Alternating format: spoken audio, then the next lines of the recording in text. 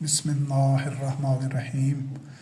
رب اعوذ بک من همزات الشیاطین واعوذ بک رب ان یحضرون رب زدنی علما رب اشرح لی صدری ویسر لی امری واحلل عقدۃ من لسانی یفقہوا قولی والسلام علی من اتبع الہدی حقیق علی ان لا اکون علی اللہ الا الحق۔ اللہ وحدہ لا شریک کی نازل کردہ وحی کے اتباع کے لیے تمام نوع انسانی کو جو ایک دعوت دینے کا ایک سلسلہ ہے، من انصاری اللہ کے عنوان سے، اس سے پہلے ایک درس اس موضوع کے اوپر ہو چکا ہے جس میں ان آیات کے حوالہ جات شامل ہیں جن آیات کی روشنی میں یہ دعوت دی جا رہی ہے نوع انسانی کو، اور اس کے علاوہ اس دعوت کے جو بنیادی اصول ہیں، بیانیہ ہے،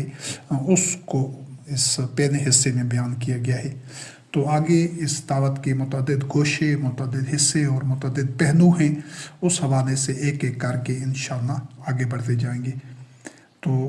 جتنے بھی حصے من انصاری اللہ کی اس دعوت کے، اس پیغام کے، وحی کے اتباع کے لیے یہ ایک انسانی کاوش اور جد و جہد کے بیان کیے جائیں گے، ان سب کے حوالہ جات کے لیے جو صورت نمبر اور آیت نمبر ہے وہ اس سلسلے کا جو پہلا درس ہے اس کے شروع میں ان کو بیان کر دیا گیا ہے۔ تمام کے تمام اللہ رب کریم کی صورتوں اور آیتوں کے حوالے جو قرآن مجید میں سے جن کی بنیاد کے اوپر یہ سارا مضمون، یہ متن، یہ ایک جد و جہد کے لیے ایک ناہ عمل جن کی روشنی میں وضع کیا گیا ہے۔ تو یہ جو بیانیے کے بعد پہلا حصہ ہے، اس کے متعدد گوشے اور حصے ہیں۔ یہ جو پہلا حصہ ہے یہ بحیثیت ایک مسلم قوم کے، ایک فرد کے، ایک نمائندے کے، بلکہ تمام وہ لوگ جو حقیقی معنوں میں اپنے آپ کو مسلمان تصور کرتے ہیں اور جو یہ ان کا ایک اپنا اس چیز کے اوپر ایمان ہے کہ وہ ابراہیم خلیل اللہ علیہ السلام کی ملت پر ہیں اور انہی کی اسوہ حسنہ پر عمل کر رہے ہیں اور قرآن کریم کو اپنے لیے کتاب ہدایت تسلیم کرتے ہیں، تو ان سب کے لیے یہ لازم ہے کہ وہ اس حقیقت کا اعتراف کرے جو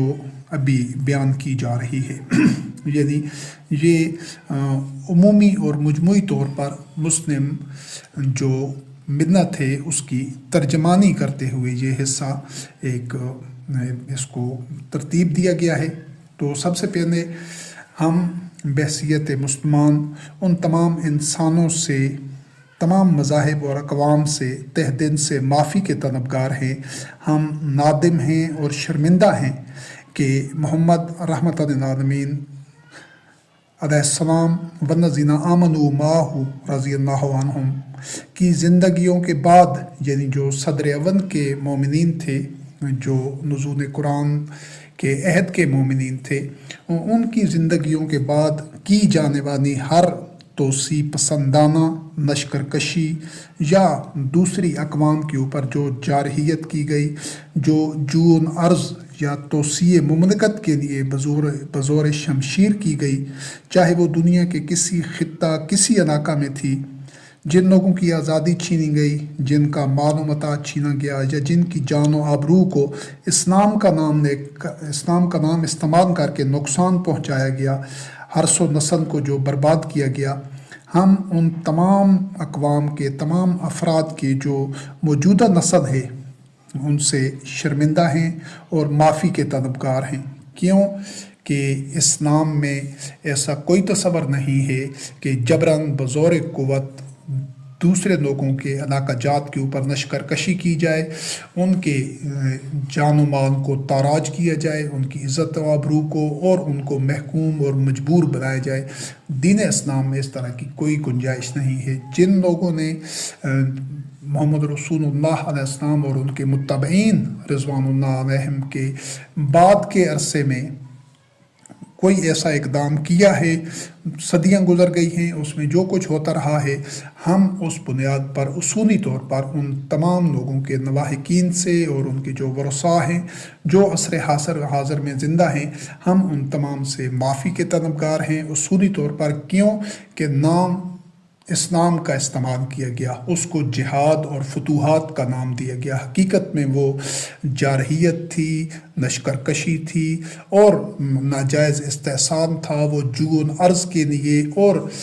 توسیع مملکت کے لیے جو اقدام کیے گئے اور اپنی قوت بڑھانے کے لیے، اب لوگوں کو اپنا محکوم رکھنے کے لیے، مجبور رکھنے کے لیے اور مادی فوائد حاصل کرنے کے لیے جتنے بھی اقدامات دنیا کے جس خطے میں ہوتے رہے،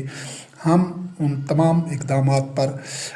معافی کے طلبگار ہیں، ان اقوام اور ان افراد کے ورثاء سے، ان کی جو موجودہ نسلیں ہیں ان سے، کیونکہ یہ سب کچھ اسلام کے نام پر ہوا ہے، حالانکہ اسلام اس چیز کی اجازت نہیں دیتا۔ اسلام تمام انسانوں کی آزادیوں کا محافظ ہے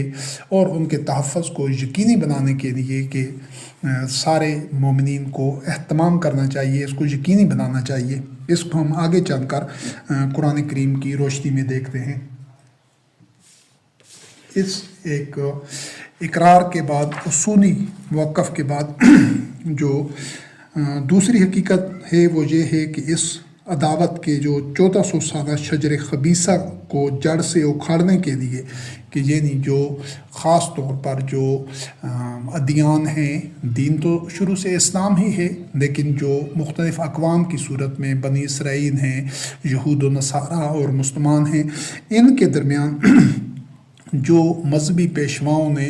ایک عداوت پیدا کی ہوئی ہے، ان کو ایک دوسرے کا دشمن قرار دیا گیا ہے، تو وہ جو شجر خبیثہ ہے، وہ جو عداوت کا ایک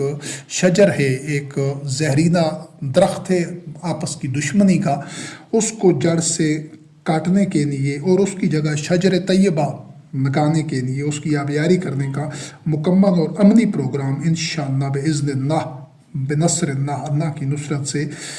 اس کے لیے ہم نے اس جد و جہد کا، اور من انصاری اللہ، کہ اللہ کے لیے، اللہ کے دین کے لیے کون ہماری اس جد و جہد میں نصرت کرتا ہے، یہ وہ دعوت ہے جو عیسیٰ کلمۃ اللہ علیہ السلام، روح اللہ علیہ السلام نے حواریین کو دی تھی۔ تو وہی دعوت ہم ساری نوع انسانی کو دے رہے ہیں، اور سب سے پہلے اس سلسلے میں ہم اپنے بڑے بھائی جو ہمارے اہل کتاب ہیں بنی اسرائیل، ان سے خاص طور پر، پہلے تو عمومی طور پر تمام انسانوں سے جن کے ساتھ ظلم ہوا، زیادتی ہوئی، جن کی جان و مال کو نقصان پہنچایا گیا اسلام کے نام پر، فتوحات اور جہاد کے نام پر، ان سے ہم معافی کے طلبگار ہیں۔ دوسرے حصے میں، دوسرے مرحلے میں جو ہمارے بڑے بھائی ہیں، ان سے تہ دل سے معافی طلب کرتے ہیں کہ گزشتہ 1400 سال میں اہل کتاب پر جو مظالم ڈھائے گئے، جو زیادتیاں ہوئیں، جو ان کے ساتھ ظلم روا رکھا گیا، خصوصی طور پر جو بنی اسرائیل ہیں، جن کو ان کے یہودی نسل ہونے کی وجہ سے دنیا میں ان کو اذیتیں دی گئی، ان سے انتقام لیا گیا، ان کو طعنہ دیا گیا اور ان کی جو نسل کشی کی گئی، طرح طرح کے ساتھ ان کے ساتھ جو ظلم، جبر، زیادتی ہوتی رہی، ان ظلم و زیادتی کے کرنے والے چاہے کوئی بھی تھے، ان تمام مظالم اور زیادتیوں کے ذمہ دار اس دور کے مسلمان تھے کہ جس دور میں یہ زیادتیاں ہوتی رہی ہیں، اور یہ کوئی عشروں کی بات نہیں ہے، صدیوں تک ایسا ہوتا رہا ہے بنی اسرائیل کے ساتھ، یعنی جو آج کے یہود ہیں، جو ان کے ساتھ جو صدیوں سے یہ ظلم روا رکھا گیا ہے، ان کے ساتھ جتنی ایک امتیازی سلوک کیا گیا، ان کو محکومی میں، مجبوری میں، ظلم کی چکی میں ان کو پیسا گیا، تو اس کے براہ راست ذمہ دار اس دور کے مسلمان ہیں۔ اس کی جو وجہ ہے اللہ رب کریم کی آیات کی روشنی میں وہ بھی آپ کے سامنے رکھی جائے گی، کہ چاہے وہ ظلم و زیادتی کرنے والا کوئی بھی تھا، لیکن اس کے ذمہ دار اس دور کے مسلمان ہی تھے بحیثیت مجموعی۔ وجہ اس کی یہ ہے کہ اللہ وحدہ لا شریک نے شہداء علی الناس کی مسند کے اوپر یہ ذمہ داری مسلمانوں کی لگائی تھی، یہ ذمہ داری بنی اسرائیل کی نہیں تھی، یہ ذمہ داری نصارہ کی اور یہود کی نہیں تھی، اہل کتاب کی نہیں تھی، جو اہل تورات ہے، اہل زبور ہے، اہل انجیل ہیں، ان کی یہ ذمہ داری نہیں تھی کہ انہوں نے لوگوں کے امور کو دیکھنا ہے اور ان کو اخرجت للناس لوگوں کے لیے ان کو نہیں اٹھایا گیا تھا. ان کی جو اپنی ذمہ داریاں تھیں، ان کو جو ان کا کردار تھا، وہ ان کی کتب میں اللہ رب کریم نے ان کو واضح کر دیا ہے. جو ان کی شریعت ہے، جو مناسک ہیں، جو ان کا منہج ہے، اس حوالے سے وہ اپنی اپنی کتاب کے مطابق اللہ رب کریم کی بارگاہ میں جواب دہ ہیں. لیکن اقوام آدم کے سارے جہاں پر دونوں جگہوں پر شہداء علی الناس، نو انسانی پر نگرانی کہ کسی کے ساتھ ظلم نہ ہو، زیادتی نہ ہو، کسی کا ناجائز استحصال نہ ہو، یہ ذمہ داری مسلمانوں کی تھی. جس وقت نبی کریم علیہ السلام رحمۃ للعالمین مبعوث ہوئے، اور قیامت تک یہ ذمہ داری مسلمانوں کی رہے گی، کیونکہ انہی کو اخرجت للناس لوگوں کے لیے انہی کو اٹھایا گیا، انہی کو ایک نئی قوم تشکیل دی اللہ وحدہ لا شریک نے. یہ جو پوری کائنات میں اللہ رب العزت کی جو تدبیر چل رہی ہے، جو امر چل رہا ہے، جو اس کی اذن ہے اور مشیت ہے، اس کے تحت سرزمین عرب میں، کیونکہ اس سے پہلے جو اہل کتاب تھے قرآن کریم کے نزول سے پہلے، بنی اسرائیل اور جو یہود اور نصارہ کی صورت میں موجود تھے اہل کتاب، ان کی اکثریت وہ اس ہدایت کو چھوڑ چکی تھی. سارے لوگ نہیں، اکثریت اس ہدایت کو چھوڑ چکی تھی جو تورات میں، انجیل میں اور زبور میں موجود تھی. تو اس کے لیے اللہ وحدہ لا شریک نے ایک نئی قوم کی بنیاد رکھی، ایک ملت اٹھائی. اصولی طور پر وہ اسی راستے کی راہی تھی جس پر تمام انبیاء علیہ السلام اس سے پہلے چلتے آ رہے تھے. انہوں نے ملت ابیکم ابراہیم خلیل اللہ علیہ السلام کا ہی اتباع کرنا تھا، لیکن اس کو ایک نئے مقام سے، سرزمین عرب سے، اور ایک نئے ہدف کے ساتھ، ایک نئے مشن کے ساتھ جس ملت کو اٹھایا گیا. پھر اس کے بعد اسی کی ذمہ داری تھی کہ اس نے پوری دنیا سے یہ ظلم، زیادتی، ناجائز استحصال، جارحیت، بربریت اور لوٹ کھسوٹ اور طاقت و تاراج کو روکنا اسی کی ذمہ داری تھی. لیکن جو حقیقت ہے کہ یہ ذمہ داری مسلمانوں نے اس دور کے، صرف مسلمانوں کے نہیں، صدیوں سے، یہ جو صدیوں کی تاریخ ہے اس میں یہ ذمہ داری مسلمانوں نے پوری نہیں کی. لہٰذا نہ صرف یہود پر ہونے والے مظالم بن کے دیگر جتنی زیادتیاں، ظلم، شر و فساد عالمی سطح پر ہوتی رہی ہیں، ان کے ذمہ دار اس دور کے مسلمان رہے ہیں. اور ہم بحیثیت مسلم اپنے بڑے بھائیوں اہل کتاب بنی اسرائیل یعنی یہود و نصارہ سے شرمندہ ہیں اور تہ دل سے معافی کے طلبگار ہیں کہ اسلام کا نام استعمال کر کے جو اہل کتاب پر، بنی اسرائیل پر، یہود و نصارہ پر مختلف ادوار میں مختلف جارحین نے ظلم و ستم ڈھایا ہے، ان پر جو ان کے علاقے چھینے گئے ہیں، ان کو محکوم اور مغلوب رکھا گیا ہے مختلف علاقوں میں، یا ان کے ساتھ امتیازی سلوک کیا گیا ہے، ان کو بنیادی انسانی حقوق اور آزادیوں سے محروم رکھا گیا ہے، یا ان کو کم تر انسان اور کم تر شہری بنایا گیا ہے، اس سب کے سلسلے میں ہم ان سے معافی کے طلبگار ہیں، جو ان کی آج جو نسلیں موجود ہیں ان سے. اور ہم اس چیز کو واضح طور پر تسلیم کرتے ہیں کہ اس کے ذمہ دار اس دور کے مسلمان تھے، کیونکہ یہ ذمہ داری بنیادی طور پر مسلمانوں کی ہے.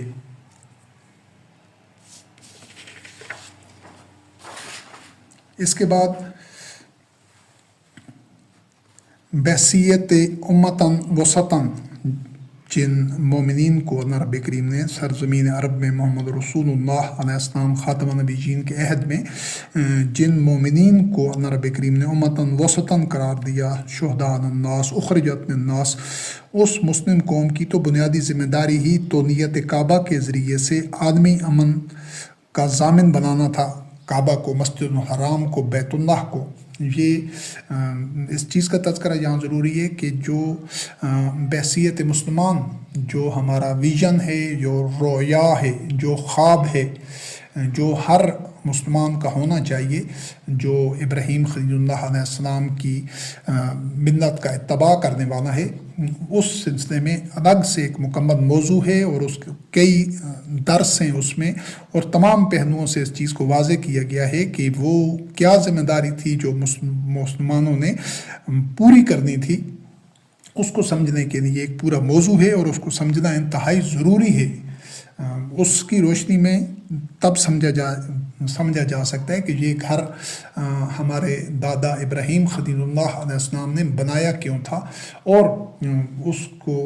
मकसद तामीर को, उस हदफ को पूरा न करने की वजह से दुनिया में जितना शर और फसाद फैला हुआ है वो इसी वजह से है कि मुसलमानों ने वो ज़िम्मेदारी नहीं पूरी की जिसकी वजह से इस कौम को मबूस किया गया था। और आज के दौर में जो ज़िम्मेदारी आयद होती है उसको भी उसी मौजू में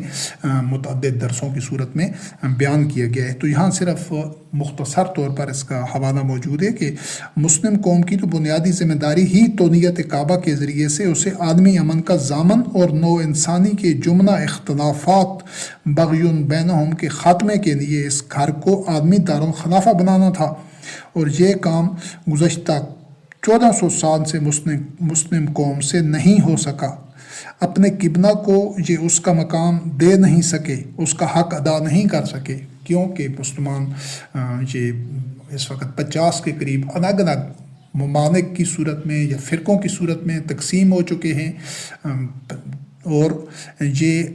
तमाम के तमाम मुसलमान इस चीज़ को, चाहे किसी को भी इसके कोई भी उसका मौक़िफ़ हो, कोई भी रद्द-ए-अमल हो, लेकिन हकीकत है कि इस वक्त पूरी दुनिया पर जो तकरीबन 2 अरब के करीब मुसलमान हैं, ये तमाम के तमाम बुत परस्त हैं और मुशरिक हैं, क्योंकि इन्होंने वतन के बुतों की पूजा की हुई है। हालांकि जिस वक्त इस्लाम का कलमा ला इलाहा इल्लल्लाह पढ़ने के बाद फिर मुसलमान मुल्कों के जहाँ उनकी आबादी की अक्सरियत है, ना उनके दरमियान सरहदें हो सकती हैं और ना उनके अपने अपने आइन हो सकते हैं। उन सब का एक ही आइन, एक ही दस्तूर और अल्लाह की किताब है, वो कुरान मजीद होना चाहिए। उनका इमाम एक होना चाहिए, उनकी जो दिफाई फ़ौज है ताहूत के मुकाबले के लिए वो एक होनी चाहिए, और दुनिया से जुल्म को रोकने के लिए इसके अलावा उनकी करेंसी एक होनी चाहिए, निज़ाम तालीम एक होना चाहिए पूरी दुनिया के मुसलमानों का। और वो तमाम के तमाम जो निज़ाम है वो बैतुल्लाह ही उसका मरकज़ हो। तो ये जो ज़िम्मेदारी थी ये मुसलमानों ने पूरी करनी थी, लेकिन बड़े दुख और अफसोस का मकाम है कि सदियों से जो 1000 साल से ज़्यादा अरसा हो गया है, नाअहद जो मुसलमान गुज़रे हैं वो न सिर्फ ये कि अपनी ये ज़िम्मेदारी पूरी नहीं कर सके, बल्कि जिन शयातीन के नरगे में रही है ये मुस्लिम कौम, यानी मजहबी पेशवा जो अल्लाह के दीन को बेचने वाले थे, हमेशा से दीगर अक़वाम में भी चले आ रहे थे, अब मुसलमानों में भी तमाम की तमाम कौम को यही गुमराह कर चुके हैं और इसको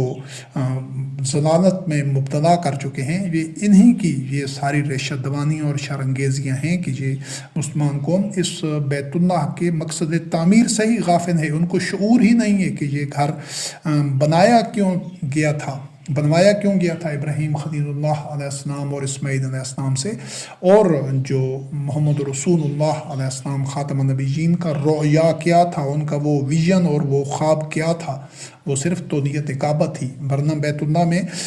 नबी करीम अलैहिस्सलाम के अहद में मुशरिकीन सलात भी वहाँ पर अदा कर रहे थे और हज का एहतमाम भी कर रहे थे, हाजियों को पानी भी पिला रहे थे, मनासिक पर भी कारबान थे हज और उम्रा के। इसके बावजूद जो उनसे तौनीयत काबा वापस ली अल्लाह रब्बी करीम की नुसरत से, तो वो उस तौनीयत काबा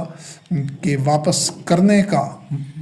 लेने का जो मकसद है उसका लोगों में, मुसलमानों में शऊर ही नहीं है। और ये उसी का नतीजा है कि आज मुसलमान पूरी दुनिया में जिस सिल्लत में, पस्ती में, रसवाई में, महकूमी में और इबादत तागूत बने हुए हैं, ये सिर्फ इसी वजह से है कि इस घर को भी सदियों से महज पूजा पाठ के लिए, एक मुर्दा रसूम के लिए, एक नाहासिन एक वहाँ पर एक मशक की जाती है वहाँ पर जाने के लिए, वरना उसकी मकसदियत कोई भी नहीं है। बिल्कुल इसी तरह अब भी सदियों से बैतुल्लाह का जो तसर्रुफ़ है वो मुसलमान कौम कर रही है। जिस तरह नुज़ूल कुरान के अहद में मुशरिकीन इस बैतुल्लाह का जो मसरफ़ कर रहे थे, फ़र्क सिर्फ इतना ये है कि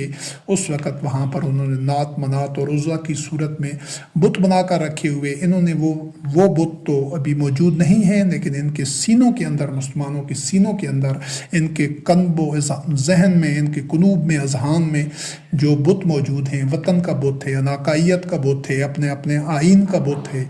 ये सारे बुत अब भी मौजूद हैं। कुरान करीम के साथ जो दीगर इन्होंने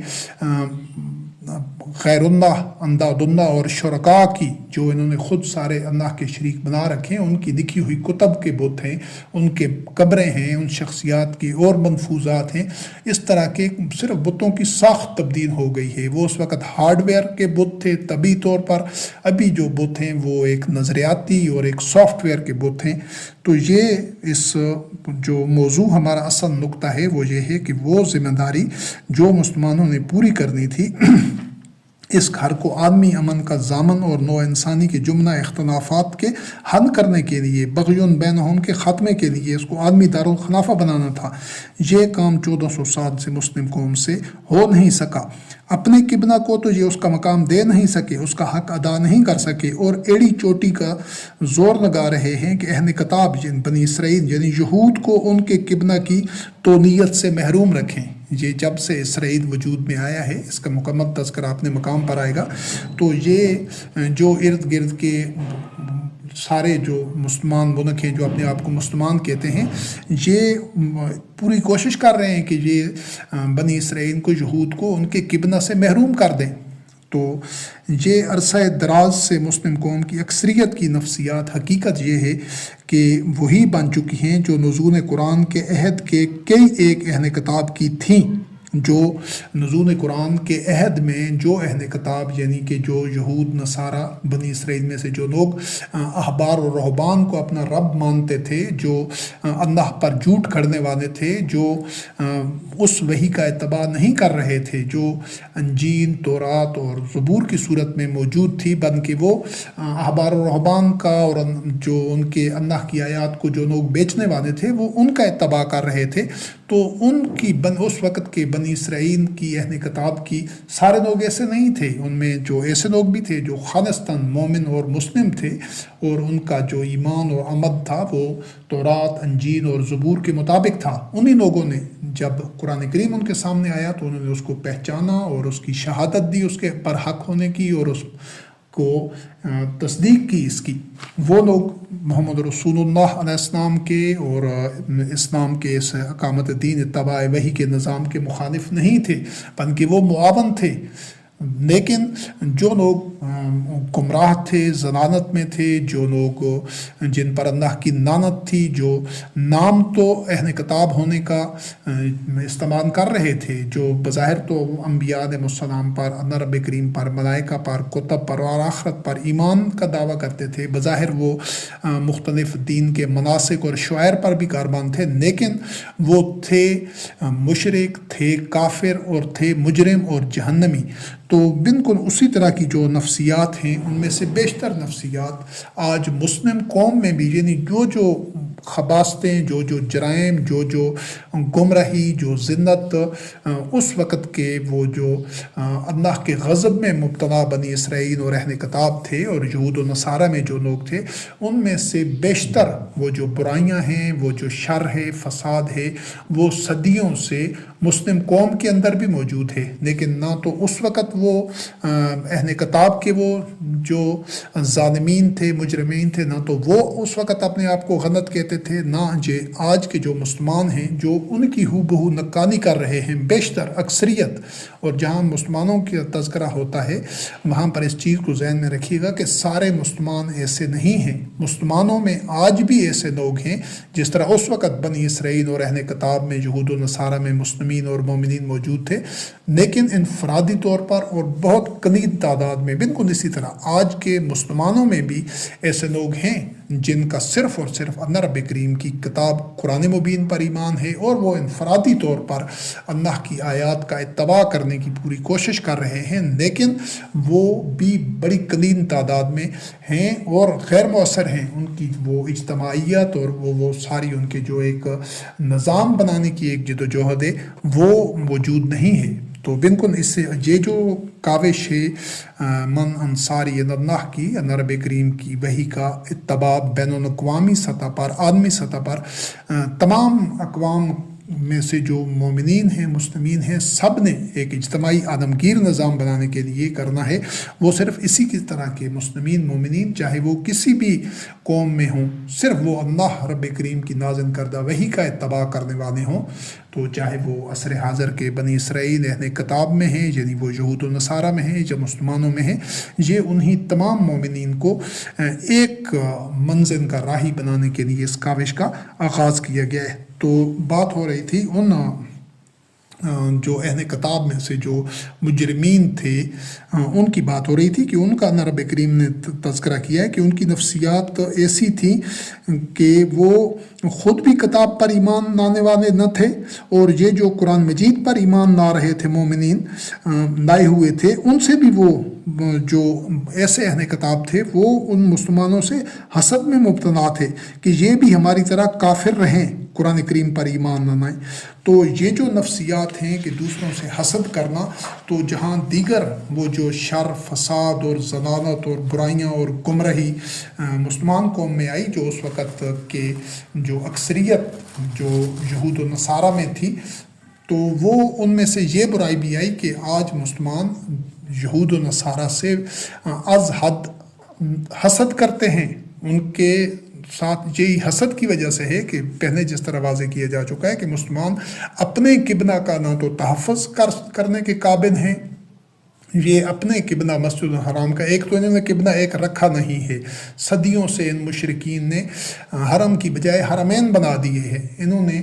نبی کریم علیہ السلام کی قبر والی مسجد اس کو بھی مسجد نبوی کا نام دیا اور دوسرا حرم قرار دیا ہے۔ یہ بنیادی شرک ہے جو یہ بعد میں یعنی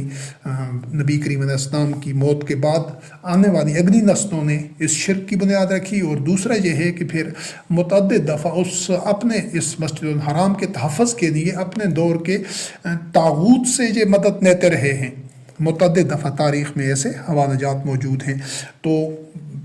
یہ خود اپنے حرم کا، اپنے قبلہ کا، مسجد الحرام کا تحفظ کرنے اور اس کا صحیح مصرف کرنے اور اس کا وہ مقام و مرتبہ دنیا میں بحال کرانے کے قابل نہیں ہیں، لیکن یہ یہود سے بھی حسد کرتے ہیں کہ وہ بھی اپنے قبلے کو اب صدیوں کی جو ایک ظلم سہنے کے بعد اور محکومی اور محرومی کی زندگی گزارنے کے بعد ابھی پچھلے کوئی 6-7 اشروں سے جو اسرائیل کی صورت میں بنی اسرائیل نے اپنے قبلے کو، اپنے اس مرکز کو انہوں نے دوبارہ حاصل کیا ہے بزور قوت، حبل الناس کے ساتھ جڑ کر۔ یہ اپنے مقام پر اس کی وضاحت آئے گی کہ وہ دوبارہ ان کو جو قوت اور طاقت ملنے کا جو امکان تھا وہ 2 صورتوں میں تھا، یا تو وہ لوگوں کے ساتھ جڑ جائیں یا پھر اللہ کی رسی کے ساتھ اللہ کو تھام لیں۔ تو یہ جو اسرائیل کا قیام وجود میں آیا ہے آج سے 75 سال پہلے، تو یہ اس وجہ سے کہ یہ ان کی صدیوں کی اس ظلم و ستم سہنے کے بعد اور اپنی جو ان کی نسل کشی ہوئی اس کو گزارنے کے بعد جب انہوں نے دیکھا کہ وہ معدومیت کے خطرے سے دوچار ہیں، تو پھر اس کے بعد انہوں نے جو جد و جہد تو وہ پہلے سے کر رہے تھے، تو پھر شدید ترین جد و جہد کی اور اپنے جو دور کی مختلف سپر پاور جو اس وقت برطانیہ وغیرہ اور دیگر سپر پاورز تھی، تو ان کی تعاون سے اور پھر ان کے جو قیام میں آنے کے بعد، اسرائیل کے بن جانے کے بعد، پھر امریکہ کے تعاون سے یہ ابھی تک پھر خود انہوں نے اتنے اپنی سائنس اور ٹیکنالوجی اور مختلف علوم و فنون میں بنی اسرائیل یعنی یہود نے اتنی محنت کی ہے، اتنی کوشش کی ہے اور اتنا ایک بھرپور انداز سے اپنے آپ کو اپنا تحفظ کرنے کے قابل بنایا ہے اپنے آپ کو، اور مسلسل یہ ایک جد و جہد میں ہیں۔ تو یہ مسلمان ان سے حسد کی بنیاد کے اوپر یہ اپنے بیت اللہ کعبہ کی حفاظت خود مسلمان نہیں کر سکتے، اس کے اپنے منصب سے غافل ہیں، اس مقصد سے غافل ہیں کہ کیوں یہ گھر تعمیر کیا گیا تھا، لیکن یہود نے انہوں نے جو طریقہ اختیار کیا ہے اس کے اوپر آگے جا کر اس کو قرآن مجید کی آیات کی روشنی میں دیکھ لیں گے کہ اس میں انہوں نے کہاں غلطی کی ہے۔ اس کی اصلاح کیسے ممکن ہے؟ اور آگے جب سے اسرائیل وجود میں آیا ہے تو اس نے جو اپنی حکمت عملی رکھی ہے اس میں کہاں اصلاح کی ضرورت ہے؟ یہ ایک الگ موضوع ہے، اس کو اپنے مقام پر دیکھیں گے، لیکن یہ دیکھنا ہے کہ جو اپنے آپ کو مسلمان کہتے ہیں، 2 ارب مسلمان، ان کے اندر جو حسد ہے بنی اسرائیل کے لیے وہ بالکل اسی طرح ہے جس طرح نزول قرآن کے عہد میں مومنین کے لیے حسد ہوتا تھا ان اہل کتاب کے، ان یہود و نصارہ کے دن میں، خاص طور پر یہود کے دن میں جو تورات، انجیل، زبور کا اتباع کرنے والے نہیں تھے، جو احبار و رہبان کا اتباع کر رہے تھے، آج وہی حسد مسلمان قوم میں موجود ہے اور یہود کے لیے موجود ہے۔ کیوں کہ جس طرح پہلے واضح کیا گیا ہے کہ مسلمان قوم کی اکثریت تمام خباستوں میں، تمام ضلالتوں میں، تمام جرموں میں، فسق و فجور میں اور شرک میں اور بہت طرح کی اور منافقت میں اور اس طرح کی چیزوں میں، وہ تمام بدی کی چیزوں میں وہ اسی طرح ہو بہو نقد کر رہی ہے اس دور کے جو خبیث لوگ تھے، جو نبی کریم علیہ السلام رحمۃ للعالمین اور آپ کے متبعین رضوان اللہ علیہم کے مخالف تھے، یعنی جو وحی کے، قرآن مجید کے مخالف لوگ تھے۔ نام وہ دین کا لے رہے تھے، اللہ کے دین کا نام لے رہے تھے، ایمان کی بات کر رہے تھے، لیکن حقیقت میں وہ وحی کا اتباع نہیں کر رہے تھے۔ تو اس حوالے سے یہ چیز مسلمانوں میں وہ حسد موجود ہے اور ان کو اس چیز کا اعتراف کرنا چاہیے۔ اس کے بعد ہم ان تمام متاثرین جو مجبور تھے، محکوم تھے، مظلوم افراد اور قومیں تھیں، ان کی موجودہ نسلوں سے معافی کے اس حوالے سے بھی طالب ہیں اور شرمندہ ہیں ہم، کیونکہ ہم بحیثیت قوم، ہمارے جو گزشتگان تھے، جو پچھلی نسلیں تھیں، ان 1000 سال سے زیادہ عرصے میں وہ اپنی ذمہ داری نہیں پوری کر سکے۔ اگر وہ اپنی ذمہ داری پوری کرتے تو نہ کسی پر کوئی سرکشی کر سکتا، نہ کوئی کسی پر جارحیت کر سکتا، نہ جو استعماریت کا جتنا ایک تاریک دور رہا ہے کہ مختلف مغربی طاقتیں دنیا کے کمزوروں پر اور مظلوموں پر چڑھائی کرتی رہیں، ان کی آزادی چھینتی رہیں، ان کا مال متاع، ان کے جو قدرتی وسائل تھے وہ چھینے گئے اور ان کو قتل و غارت کیا گیا، قتل و غارت کری کی گئی، تاراج کیا گیا۔ یہ صدیوں تک ایسا ہوتا رہا۔ یہ جو سب کچھ ہوا ہے، سنب و نہب ہوا ہے، جو غلام بنایا گیا ہے لوگوں کو، غلاموں کی تجارت ہوتی رہی، ایک انسان، بہت بڑی تعداد کے جو بنیادی حقوق چھینے جاتے رہے، اس سب کے سلسلے میں اور اس کے علاوہ جو دنیا میں بے شمار جنگیں ہوئی ہیں، ہرس و نسل برباد ہوئی ہے، خاص طور پر یہ پہلی جنگ عظیم، دوسری جنگ عظیم اور یہ جو ہلاکو خان اور چنگیز خان اور اس طرح کے دیگر جو جارحین تھے، جو بڑے بڑے نسل کشیاں ہوئی ہیں، ان سب کی ذمہ داری اس دور کے مسلمانوں پر ہے اور یہ ان کی مجرمانہ غفلت تھی، غیر ذمہ داری اور نااہلی تھی۔ ہم اس کو تسلیم کرتے ہیں اور اعتراف کرتے ہیں۔ کیوں کہ یہ جو دوبارہ اس چیز کو میں دہراؤں گا کہ شہداء الناس کی اور اخرجت للناس کی ذمہ داری تھی، یہ اللہ رب کریم نے بنی اسرائیل کو نہیں دی تھی۔ انہوں نے دنیا کے امور کو نہیں سنبھالنا تھا، نہ ہی اہل کتاب نے، یعنی یہود و نصارہ نے عالمی امور کو نہیں سنبھالنا تھا۔ ان کی اپنی اپنی ذمہ داریاں تھیں، ان کی جو اپنی وحی کی کتابوں میں ان کو جو نائے امن، جو طریقہ کار، جو مناسک دیے گئے ہیں، وہ ان کے لیے تھے، انہوں نے اس پر کاربند رہنا تھا۔ یہ ذمہ داری امت مسلمہ کو سونپی گئی تھی۔ وہ نااہل ثابت ہوئے ہیں جو پچھلی کئی نسلیں گزری ہیں اس صدیوں میں، تو ان کی نااہلی اور مجرمانہ غفلت کی بنیاد کے اوپر دنیا میں جتنے بھی بڑے بڑے سانحات ہوئے ہیں، ظلم و زیادتی ہوئی ہے، یہ اسی بنیاد کے اوپر ہوئی ہے۔ اگر وہ اپنی ذمہ داریاں پوری کر رہے ہوتے تو یہ نہ اس طرح کی جنگیں ہوتی، نہ یہ آج جو دنیا میں یہ ایٹمی اسلحہ ہے، وسیع پیمانے پر تباہی کے ہتھیار ہیں، یا دنیا میں آج جتنا ظلم، شر اور فساد ہے اور جتنا نوع انسانی ایک تباہی کے گڑھے کے کنارے پر پہنچی ہوئی ہے، ایسی صورتحال قطعاً نہ ہوتی اگر یہ جو اس سے پہلے والی مسلمان نسلیں ہیں اس 1000 سال سے زائد عرصہ میں، اگر وہ اپنی ذمہ داریاں اسی طرح پوری کر رہے ہوتے جس طرح محمد رسول اللہ علیہ السلام خاتم النبیین اور آپ کے متبعین رضوان اللہ علیہم نے جس انداز سے اپنی ذمہ داریاں پوری کی اور اصلاح فی الارض کا جو انہوں نے ایک بیڑا اٹھایا اور جس آسان انداز سے انہوں نے وہ اقدام کیا، لیکن اس سے بعد کے آنے والی نسلوں نے بتدریج اضاء الصلاۃ واتبعوا الشہوات، وہ ہوائے نفس کے پیچھے پڑ گئے، انہوں نے اس صلاۃ کے نظام کو ترک کر دیا جو وحی کے اتباع کا اجتماعی نظام ہے۔ صلاۃ اسی چیز کا مظہر ہے، اسی کی ترجمانی ہے۔ تو یہ اصولی طور پر اس کا اعتراف ضروری ہے، کیونکہ اصلاح سے پہلے یہ لازمی ہے کہ اپنی غلطی کا اعتراف کیا جائے، اپنے جرائم کا، اور اس پر ندامت ظاہر کی جائے۔ جب تک اپنی غلطیوں کو تسلیم نہیں کیا جاتا، ان کا احساس نہیں ہوتا، اصلاح کے لیے جذبہ نہیں ہوتا، اور کھلے دل سے شرح صدر کے ساتھ اس کا اعتراف نہیں کیا جاتا، اس وقت تک اصلاح کے سفر پر پہلا قدم بھی نہیں اٹھایا جا سکتا۔ اور یہ حقیقت بھی اس کو پہلے بیان بھی کیا جا چکا ہے، لیکن اس کو جہاں پر دہرایا جاتا ہے کہ صدیوں سے یہ جو مذہبی پیشوائیت کی صورت میں، یعنی کہ گزشتہ 1000 سال سے زیادہ عرصے میں جو یہ مسلمان قوم کے مذہبی پیشوا ہیں، جو کہ سمجھیں آج جدید دور کے وہ احبار و رہبان ہیں، ان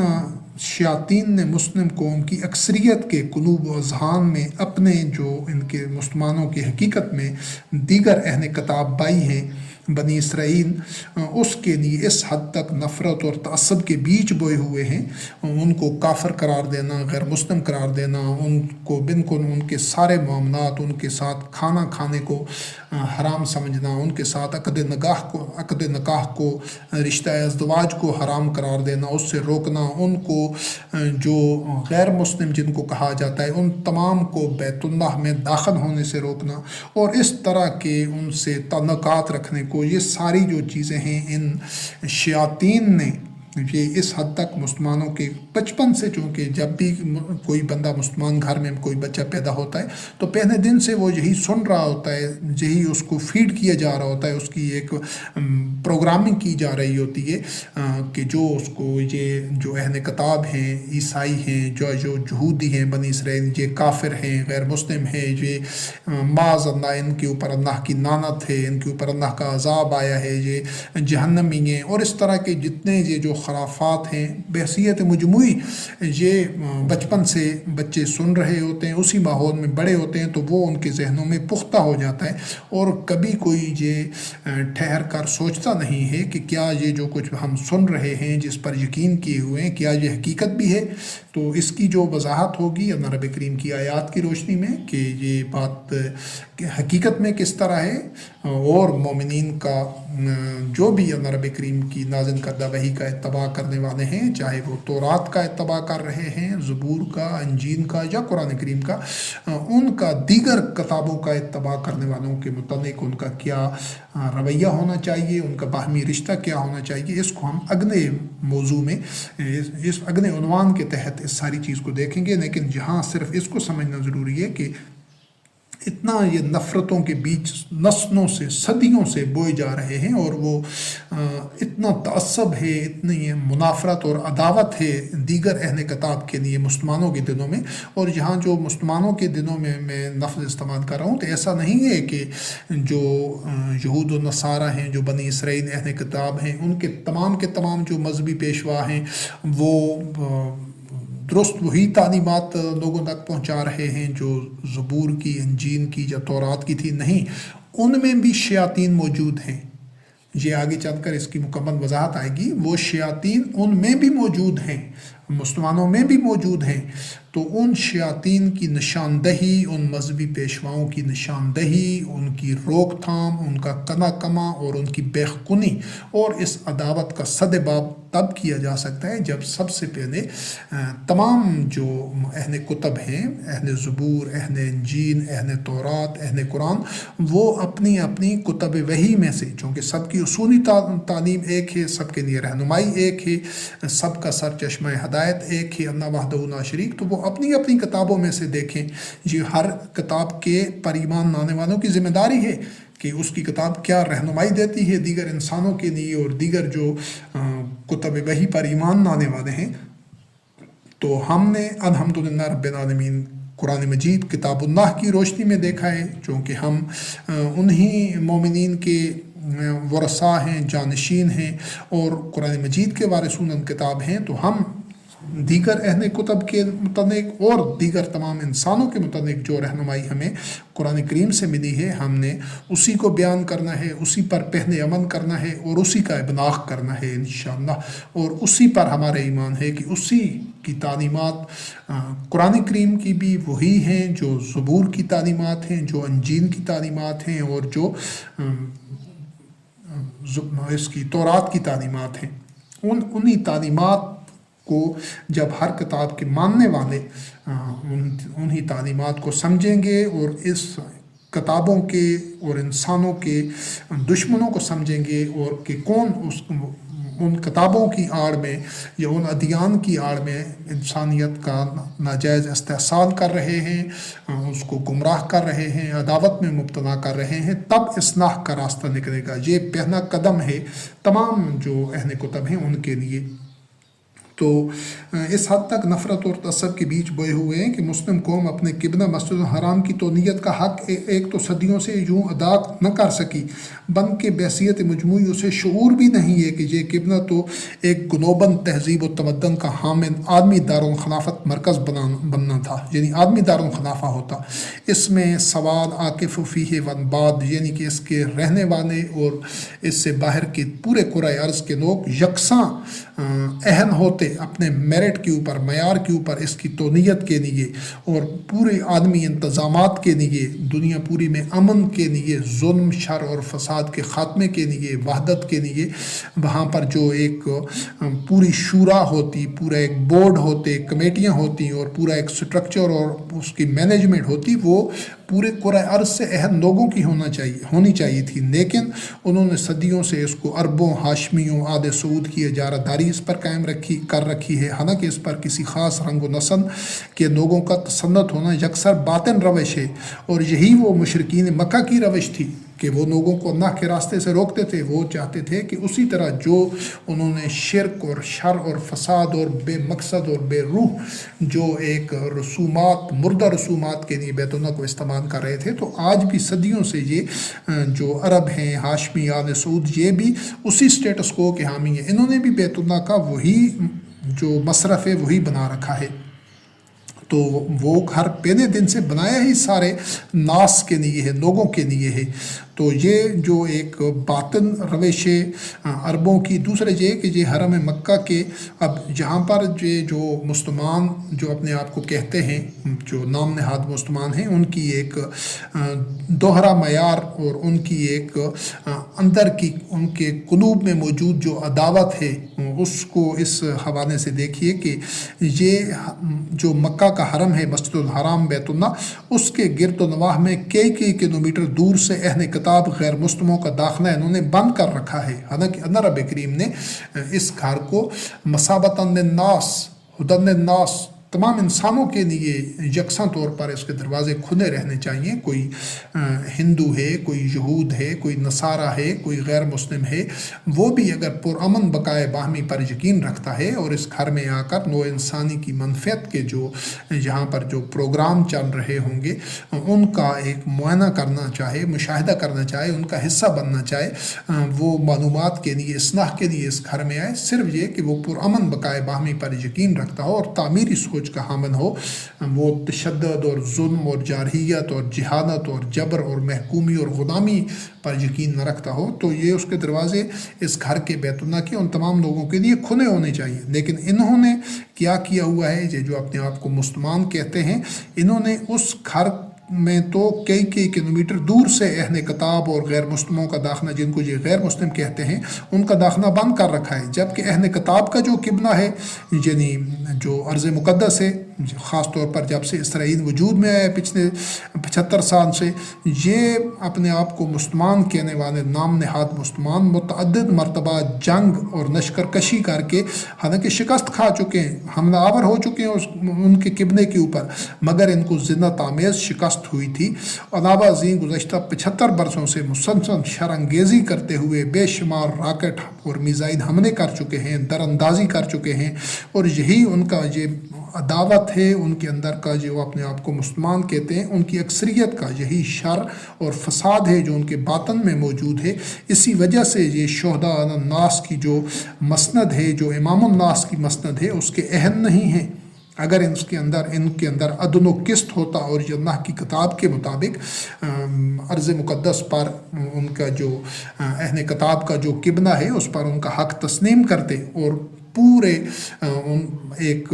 एहतमाम के साथ उनको उनका हक़ देते बनी इसराइल को, तो फिर ये अहल होते इमाम अन्नास की मसनद के, शुहदा अन्नास की मसनद के। और सितम बानाए सितम ये है कि ये जो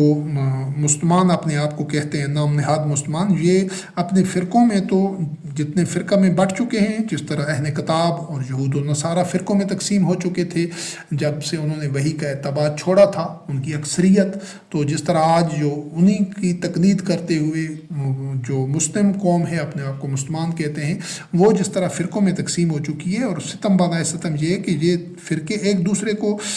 काफिर और मुशरिक करार देते हैं, और ये फ़िरक़ा परस्त जो हैं ये सारे इसराइल की दुश्मनी है, ना सिर्फ मुत्तफ़िक को मुत्तहिद हो जाते हैं बल्कि ये हकीकत ऐलानिया तौर पर ना कोई तस्लीम करता है ना बयान करता है कि इस सरजमीन पर तो हक ही बनी इसराइल का है। इसको अपने मकाम पर मज़ीद वाज़े किया जाएगा। तो ये मुसलमान कौम इसकी आड़ में बिलखुसूस जो ये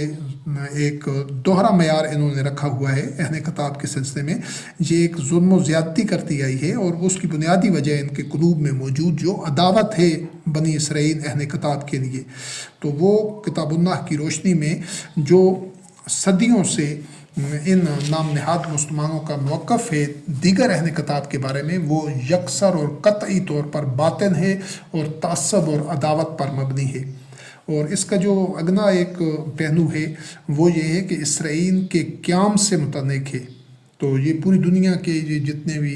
अपने आप को मुसलमान कहते हैं नाम नहाद मुसलमान, ये बुनियादी तौर पर इनकी बड़ी भारी अक्सरियत इसराइल के वजूद को तस्लीम ही नहीं करती। दिन से अगर कहीं कोई हुकूमतें एक अलामती तौर पर या किसी दबाव और मफादात या सौदेबाजी के बदले तस्लीम कर रहे हैं, लेकिन ये शरह सदर के साथ और खुले दिन से ये तस्लीम इनकी अक्सरियत नहीं करती। क्यों? उसकी वजह ये है कि उसका जो हालांकि हकीकत में देखा जाए तो जो वही अदावत उसकी वजह है, और उसका जो अगर ये उस दीनी हवाले से, दीन का तो इनका जो अलामती तौर पर दीन से तो अल्लाह की किताब से, इस्लाम से इन नाम नहाद मुसलमानों का ताल्लुक बाकी है, तो उसका जो सियासी पहलू है अगर उस पर भी देखें एक खैर जानबदारी और एक अदल व किस्त की बुनियाद पर कि जब बरतानिया और दीगर ममालिक ने और अक़वाम मुत्तहिदा ने दर्जनों बीसियों कौमी रियासतों की स्वाबदीदी तौर पर बज़ौर कुव्वत उस वक़्त दुनिया में ताकत, तसल्लुत और इक़्तिदार बरतानिया के पास था या दीगर जो उस वक़्त की बड़ी ताकतें थी, तो उन्होंने जितनी ये जदीद कौमी रियासतें हैं जो मुल्कों की सूरत में हैं दुनिया में 150-200 के करीब छोटे बड़े ममालिक हैं, जिनमें से मुस्लिम और गैर मुस्लिम सभी शामिल हैं, और तकरीबन तमाम अक़वाम व मज़ाहिब इसको ना सिर्फ उन रियासतों को तस्लीम किए हुए, ठीक है उसमें तनाज़ात हैं या आपस में वो झगड़े या हैं, लेकिन उसूली तौर पर तो वो सब के सब उन मुल्कों की हदूद को, उनके जो उसमें जो आबादियाँ हैं जो तकसीम हो गई है, उस सब को सारी दुनिया तस्लीम किए हुए बन के 50 से ज़ायद जो मुस्लिम अक्सरियती ममालिक अक़वाम मुत्तहिदा के रुकन भी हैं, तो फिर दुनिया भर के मुसलमानों को 150 से ज़ायद ममालिक के क़याम, वजूद और हदूद पर एतराज़ नहीं है। यानी 50 के करीब तो जो अपने आप को नाम नहाद मुसलमान हैं, इनकी अक्सरियती ममालिक हैं। इसके अलावा भी 150 से ज़ायद दीगर ममालिक हैं जहाँ पर मुसलमानों की अक्सरियत नहीं है। तो जब ये 2 अरब के करीब मुसलमान उन तकरीबन 100 से ज़ायद जो दीगर ममालिक हैं جن میں سے جو اکثریت ہے وہاں پر اس کی جو نصارہ ہیں ان کی اکثریت ہے، یا دیگر مذاہب کے یا ہنود ہیں ان کی، یا اس حوالے سے ان تقریباً 100 کے قریب یا اس سے زائد ممالک میں یہ تمام جو مسلمان ہیں ان کو ان کی حدود پر اعتراض نہیں ہے، محض اسرائیل کے قیام اور وجود پر اعتراض کیوں ہے؟ حالانکہ دنیا میں دیکھا جائے تو ان 1400 سال میں امریکہ، آسٹریلیا، دیگر بر اعظموں میں، دنیا کے کئی خطوں میں انسانوں کی نسل کشی بھی ہوتی رہی، انسانوں کو نہ چاہتے ہوئے ان کو علاقہ بدر بھی کیا گیا، ان کی زمینوں سے بھی محروم کیا گیا۔ کئی دنیا کے ایسے خطے ہیں، افریقہ میں، آسٹریلیا، امریکہ اور کئی سرزمینوں پر بڑے سے بڑے ظلم ہوتے رہے اور آبادیوں کی نقل مکانی بھی ہوتی رہی، اور اس کے بعد سب کچھ کے نتیجے میں آج جو دنیا میں جو ممالک وجود میں آئے ہیں۔ تو اگر اسرائیل کا قیام اقوام متحدہ کا اتنا ہی غلط اور ناقابل قبول فیصلہ تھا اور اقدام تھا، تو پھر تمام یہ جو 50 کے قریب مسلمان اپنے آپ کو مسلمان کہتے ہیں وہ مل کر اقوام متحدہ کی رکنیت سے دستبردار ہو جائیں۔ یہ اتنا تو کریں نا، اگر ان میں اتنی واقعی جرت ہے اور وہ اخلاقی طور پر اپنے آپ کو سمجھتے ہیں کہ یہ ہماری ذمہ داری ہے۔ وجہ صرف یہ ہے کہ بقایا سب کچھ کو تسلیم کیے ہوئے ہیں، لیکن یہ ان سے بنی اسرائیل سے، یہود سے جو پیدائشی طور پر بچپن سے ان کے ذہنوں میں جو عداوت ہے، دشمنی ہے، جو تعصب ہے، بغض ہے، اس وجہ سے ان سے حسد کرتے ہیں اور ان سے نفرت کرتے ہیں، اور ان کو یہ انتقام کے لیے تختہ مشق بنانے کے لیے ان کی پوری کوشش ہے۔ حقیقت یہ ہے کہ اسرائیل کے وجود سے دشمنی محض اس یہود دشمنی کا مظہر ہے جس کے پیچھے صدیوں سے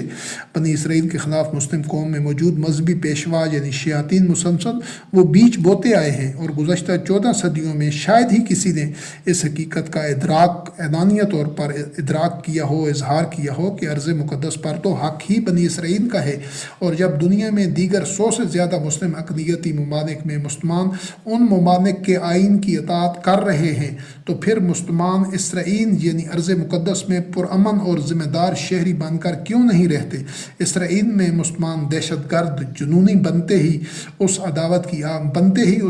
کی آگ کے باعث ہیں جس میں اکثر مسلمان جل رہے ہیں صدیوں سے۔ یعنی اہل کتاب بنی اسرائیل سے عداوت رکھنا، ان کو وہ مقام و مرتبہ اور قدر و منزلت نہ دینا جو اللہ نے ان کے اسلاف کو دیا ہے، یہ جو موجودہ دور کے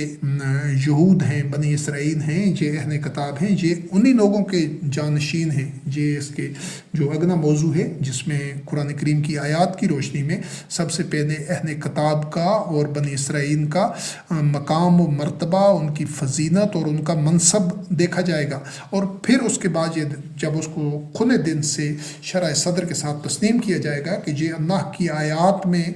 بنی اسرائیل اور اہل کتاب کا، ان کے جو مومنین مسلمین تھے اپنے اپنے دور میں، ان کا جو مقام و منصب ہے، وہ امام تھے لوگوں کے، وہ زمین کے وارث تھے، ان پر اللہ کی نعمتیں تھیں، اللہ رب کریم کی رحمت تھی، اس کے علاوہ وہ صراط مستقیم پر تھے، ہدایت پر تھے۔ یہ جب شرح صدر کے ساتھ تسلیم کر دیا جائے گا، لیکن یہ صدیوں سے تو مسلمان اس حقیقت کو بھی تسلیم کرنے کے لیے تیار نہیں ہیں ذہنی طور پر، حالانکہ جن آیات کا حوالہ دیا گیا ہے ان میں یہ سارے حوالہ جات موجود ہیں کہ اللہ وحدہ لا شریک کی میزان میں ان کا کیا مقام و مرتبہ تھا۔ اسی وجہ سے تو اللہ رب کریم نے مومنین کو حکم دیا جو نبی کریم علیہ السلام کے متبعین رضوان اللہ علیہم تھے کہ تم اسی طرح اللہ کے انصار بن جاؤ جس طرح حواری عیسیٰ روح اللہ علیہ السلام کے انصار بنے تھے۔ یعنی مومنین کے لیے اس دور کے مومنین نے اس کو تسلیم کیا اور اس پر ایمان لائے، اس جو حواریوں کا، جو انصار اللہ کا مقام و منصب تھا، اس کے آگے انہوں نے سر تسلیم خم کیا اللہ کے اس حکم کے سامنے کہ وہ پھر اسی طرح انصار اللہ بنے۔ تب اللہ رب کریم ان پر رضی اللہ عنہم ورضوا عنہ، اور اس جو دوسری اللہ رب کریم کی جو مومنون حقہ اور راشدون اور یہ ان کو جو رفتیں ملی ہیں تو وہ اس وجہ سے، تو اس کا مطلب ہے کہ ان کا بنی اسرائیل کا اور جو نصارہ ہیں جو اللہ کے انصار بنے تھے ان کا یہ مقام ہے قرآن کریم میں۔ محمد رسول اللہ علیہ السلام اور آپ کے متبعین رضوان اللہ علیہم بنی اسرائیل اور اہل کتاب کے اس منصب اور مقام پر ایمان لا چکے تھے، اس کو تسلیم کرتے تھے، شرح صدر سے تسلیم کرتے تھے، کیونکہ ان سب کا اللہ کی ایک ایک آیت پر ایمان تھا۔ اس میں ذرا بھی ان کے دلوں میں گرانی اور قدورت نہیں تھی، لیکن ادمیہ اور حادثہ یہ ہوا ہے کہ محمد رسول اللہ علیہ السلام خاتم النبیین کے بعد کہ جو ادوار آئے ہیں، جو اگلی نسلیں آئی ہیں اور جو گمراہی میں اور شرک میں اور دین سے دوری میں اور بڑھتی گئی ہیں، ظلمات میں گرتے گئے ہیں، انہوں نے اپنے اپنے امام الگ سے بنا لیے، اپنے اور اولیاء بنا لیے، اپنے اور دیگر شخصیات بنا لی، بت پرستی چھوڑ دی اور اپنے آپ کو اس اصل سے، اس روٹ سے، ان جڑوں سے اور ان بنیادوں سے علیحدہ کر دیا، جن بنیادوں کو تسلیم کر کے جو محمد رسول اللہ علیہ السلام خاتم النبیین اور آپ کے متبعین جو تھے، وہ ان بنیادوں سے انہوں نے اپنے آپ کو جوڑا، اہل کتاب کی بنیادوں سے۔ تو پھر اللہ رب کریم نے ان کو خیر امتان اخرجت للناس اور ان مناصب پر اور اس منصب پر اور ان رفتوں پر لے گیا، جبکہ بعد میں آنے والے جو گمراہ ہو گئے، جو ہوائے نفس اور شہوات کے پیچھے اور تفرقہ میں پڑ گئے، تو انہوں نے اپنا جو تعلق ہے، اپنا وہ جو نسبت ہے، وہ جن کے ساتھ انہوں نے جڑنا تھا، یعنی بنی اسرائیل، اہل کتاب، ان سے انہوں نے عداوت اور نفرت کرنی شروع کر دی اور اپنے بت تراشتے گئے۔ آج بھی درجنوں، بیسیوں، سینکڑوں بت ہیں جو انہوں نے تراشے ہوئے ہیں، ہزاروں لاکھوں کتابیں ہیں جو انہوں نے قرآن کریم کے علاوہ لکھی ہوئی ہیں۔ اسی وجہ سے انہوں نے تورات کو، انجیل کو، زبور کو معاذ اللہ لفظی طور پر تو اس پر ایمان کا دعویٰ کرتے ہیں، لیکن عملی طور پر اس کو آج اس طرح حق تسلیم نہیں کرتے جس طرح قرآن کریم ہے۔ حالانکہ قرآن کریم، تورات، انجیل، زبور، ان میں بحثیت ان کے جوہر کے اور سرچشمہ ہدایت کے، رشد و ہدایت کے اور صراط مستقیم پر چلانے کے لیے ایک رہنمائی کے، ان میں کوئی بھی فرق نہیں ہے۔ تو وجہ یہ ہے کہ انہوں نے بت اپنے بنا لیے، اپنی شخصیتیں اور بتوں کی صورت میں تراش لی اور امام اپنے بعد میں بنا لیے، تو اسی وجہ سے انہوں نے اپنا جو رشتہ ہے وہ اپنی اصل سے کاٹ لیا ہے، اور اسی وجہ سے یہ ان کی تمام تباہی، بربادی اور ذلت اور گمراہی کا یہی سبب ہے۔ ورنہ اگر یہ آج بھی اپنا رشتہ اصل سے جوڑ لیں تو ان کو اللہ رب کریم کی اسی طرح رحمت اور نعمتیں اور رفعتیں اور اللہ رب کریم کی نصرت و تائید دوبارہ سے حاصل ہو سکتی ہے۔ ہاں، یہ ایک علیحدہ میں ایک موضوع ہے کہ جو شریر لوگ تھے، جو مجرمین تھے، جو فاسقین تھے، جو اللہ کے دشمن تھے، جو وحی کے اتباع کے راستے پر نہیں تھے، ایسے جو خبیث لوگ تھے، وہ ہر نبی علیہ السلام کے دور میں موجود رہے ہیں، ان کے بعد بھی موجود رہے ہیں۔ وہ نبادہ مذہب کا اوڑے ہوتے ہیں لیکن حقیقت میں اللہ کے دشمن ہوتے ہیں۔ ایسے لوگ انبیاء علیہ السلام کے بعد بنی اسرائیل میں بھی کثرت سے رہے، خود سامری کی صورت میں، اور بعد میں جو نسلیں آئیں اس کا بھی قرآن کریم میں تذکرہ ہے کہ نام وہ دین کا استعمال کرتے ہیں لیکن ہوتے وہ اللہ کے دشمن ہیں، انسانیت کے دشمن ہیں۔ تو وہ صرف بات بنی اسرائیل جو اہل کتاب تک محدود نہیں ہے، ایسے گندے انڈے، ایسی جو گندی مچھلیاں ہیں وہ ہر قوم میں موجود ہوتی رہی ہیں، مختلف ادوار میں، اور مسلمانوں میں بھی ہیں۔ تو ان کا ہم نے تذکرہ ہی نہیں کرنا، وہ تو ہیں، ہم نے تو وہ دیکھنا ہے کہ جو اللہ رب کریم نے ان کو مقام و منصب دیا ہے بنی اسرائیل کو اور اہل کتاب کو، کیا ہم اس سے تو منہ نہیں موڑ رہے اپنی اندر کی عداوت کی وجہ سے، اس کی تو نفی نہیں کر رہے، اس کو تو رد نہیں کر رہے۔ یہی وہ بنیادی چیز ہے جس کو سمجھنا ضروری ہے۔ تو یہ جو ایک 1400 سال سے کسی نے اس کا ادراک ہی نہیں کیا، تو جب دوسرے ممالک میں مسلمان 100 کے قریب دیگر ممالک ہیں جہاں پر وہ مسلمانوں کی اکثریت نہیں ہے لیکن ان کے مسلمان شہری بن کر رہتے ہیں، ان کے آئین قانون کو تسلیم کرتے ہیں، تو وہ جہاں پر اسرائیل میں کیوں اس طرح پرامن شہری بن کر اور جو قواعد و ضوابط اور قوانین اور اس نے اسٹیٹ آف اسرائیل نے بنائے ہیں یا وہ بناتی ہے، تو اس کو کیوں فالو نہیں کرتے؟ یہاں آ کر وہ ان کے اندر کیوں؟ وجہ اس کی یہ ہے کہ یہ جو مسلمانوں کی اکثریت ہے، یہ بنی اسرائیل کو وہ مقام و مرتبہ اور قدر و منزلت دینا ہی نہیں چاہتے جو اللہ نے ان کے اصناف کو دیا ہے۔ یہ موجودہ اسرائیل جو ہے، یہ موجودہ جو یہود ہیں، یہ انہی کے جانشین ہیں۔ ہم نے سب سے پہلے ان کے جو آبا تھے، جو ان کے اصناف تھے، ان کو دیکھنا ہے اللہ رب کریم کی کتاب کی روشنی میں، اور پھر آج کے جو نصارہ ہیں، جو یہود ہیں، ان سے ہم نے معاملہ کرنا ہے انہی اعلیٰ اخلاقی اقدار کی روشنی میں۔ اس چیز کو سمجھنا ضروری ہے۔ ان میں جو خبیث لوگ تھے مختلف ادوار میں، ان کو ہم نے نہیں دیکھنا، ہم نے صرف ان سے عبرت حاصل کرنی ہے اور وہ روش نہیں اپنانی، لیکن ہم نے ان کو موجودہ دور کے جو یہود و نصارہ ہیں ان کو ان بنی اسرائیل کا، ان اہل کتاب کا، ان نصارہ کا جانشین تسلیم کرنا ہے جن کی رفتوں کے اور جن پر جو اللہ رب کریم کے انعام تھے اور اللہ کی رضا ان کے شامل حال تھی، ان کی خاصیتوں کو، ان کے اوصاف کو، ان کی جو روش ہے، جو ان کا ایک اعلیٰ اخلاقی ایک طرز عمل ہے، اس کو ہم نے کتاب اللہ میں سے دیکھنا ہے اور اس کی روشنی میں ان کے ساتھ معاملہ کرنا ہے، اور ان کو اس چیز کا اگر ان میں کوئی کوتاہی ہوتی ہے، کوئی غلطی ہوتی ہے، کوئی خامی ہوتی ہے، یا وہ کہیں پر جو غلطی کر رہے ہیں تو ان کو احساس دلانا ہے اس روشنی میں، بجائے اس کے کہ ہم ان لوگوں کا تذکرہ شروع کر دیں اور ان سب کو یہ سمجھیں کہ یہ معاذ اللہ اسی طرح ہیں جو ان کے اس دور کے خبیث لوگ تھے، تو یہ حقیقت میں ہمارے اپنے اندر کی عداوت اور خباثت ہوگی۔ تو اس چیز کو سمجھنا ضروری ہے، اور یہی وہ غلطی ہے جو صدیوں سے نام نہاد مسلمان قوم کر رہی ہے۔ تو قرآن کریم کی روشنی میں تو دیکھا جائے تو جو ارض مقدس کے اوپر تو حق ہی بنی اسرائیل کا ہے، یعنی اس چیز کو سمجھنا ضروری ہے کہ ارض مقدس پر تو حق ہی بنی اسرائیل کا ہے، اور یہ بنی اسرائیل کا گھر ہے ارض مقدس، یعنی فلسطین انہی کا گھر ہے، قرآن کریم میں مذکور ہے، انہی کی مسجد ہے، انہی کا قبلہ بھی ہے، اور مسلمان خیر امت اخرجت للناس کے جانشین ہیں، انہیں بنی اسرائیل کے گھر یعنی مسجد کو قبلہ کو اس کے تحفظ کو یقینی بنانا ہے، یعنی یہ مسلمانوں کی ذمہ داری ہے بنیادی طور پر، کہ جو یہود ہیں دنیا میں وہ بہت قلیل تعداد میں ہیں، ان کی اتنی افرادی قوت نہیں ہے، جو مسلمانوں اور جو نصارہ ہیں ان کی نسبت ان کی افرادی قوت بہت کم ہے، تو یہ جتنے بھی قلیل ہوں، لیکن یہ دیکھنا ہے کہ دینی حوالے سے جو کچھ قرآن کریم میں بیان ہوا ہے اس کی روشنی میں عدل و قسط کے ساتھ ان کے ساتھ معاملہ کیا جائے، کہ ان کا استحصال نہ ہو، ان کے ساتھ ظلم نہ ہو، ان کو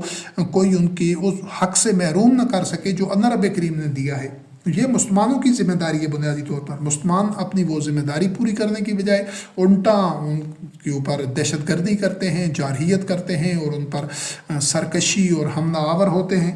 تو اس مسجد کو، ان کے گھر کو، قبلہ کو تحفظ دینا مسلمانوں کی ذمہ داری ہے، انہوں نے یقینی بنانا تھا، نہ کہ یہ کہ ان کے خلاف دہشت گردی کا ارتکاب کریں اور جہاد کے نام پر، اسلام کے نام پر فساد پھیلائیں۔ حقیقت تو یہ ہے کہ بنی اسرائیل کے قبلہ، گھر اور مسجد کا تحفظ جو مسلمانوں کی ذمہ داری تھی، جب مسلمان پوری نہیں کر رہے تو اسی وجہ سے امریکہ، یورپ اور کئی اور دیگر ممالک ہیں جو اسرائیل کے تحفظ کے لیے اس کی پشت کے اوپر کھڑے ہیں۔ اگر مسلمان اپنی یہ ذمہ داری پوری کرتے تو اس طرح نہ تو یہ جو 7 اشروں سے جس خوف میں اور خطرے میں اور جس عدم تحفظ میں وہ تمام کے تمام جو اسرائیل کے باشندے ہیں وہ رہ رہے ہیں، ایسا نہ ہوتا، بلکہ وہ پورے اطمینان کے ساتھ، اعتماد کے ساتھ وہ اپنے گھر میں، اپنی مسجد میں، اپنے جو قبلہ میں رہتے، اس سرزمین پر رہتے، اور وہ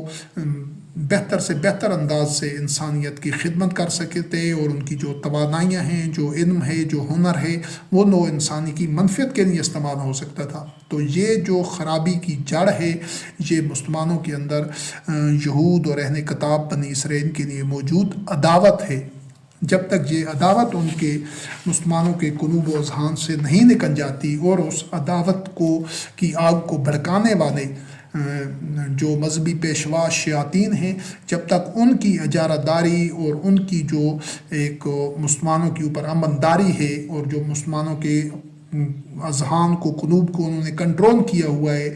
وہ ختم نہیں ہو جاتا، جب تک یہ اس کی بے خونی نہیں ہو جاتی، ان شرپسندوں کو، ان جنونیوں کو، اور ان جو دین کے نام پر فاشسٹ ہیں اور جو لوگوں میں عداوت پھیلا رہے ہیں، لوگوں میں تعصب اور نفرت پھیلا رہے ہیں، ان کو جب تک لگام نہیں دی جاتی، ان کا سدباب نہیں کیا جاتا، اس وقت تک اصلاح کا امکان نہیں ہے۔ تو یہ پہلا ایک اس سلسلے میں من انصاری اللہ رب کریم کی وحی کی بنیاد پر جو پوری دنیا کے اوپر عدل و قسط کے نظام کے لیے جو ایک جد و جہد ہے، اس سلسلے میں یہ ایک اس کا پہلا گوشہ تھا۔ اب جو اس کا دوسرا گوشہ ہوگا، اس میں اس مقام و منصب کو اور اس فضیلت و انعام کو اور اس وراثت اور جانشینی کو اللہ کی آیات کی روشنی میں دیکھا جائے گا جو اہل کتاب کو، بنی اسرائیل کو اللہ رب کریم نے مختلف ادوار میں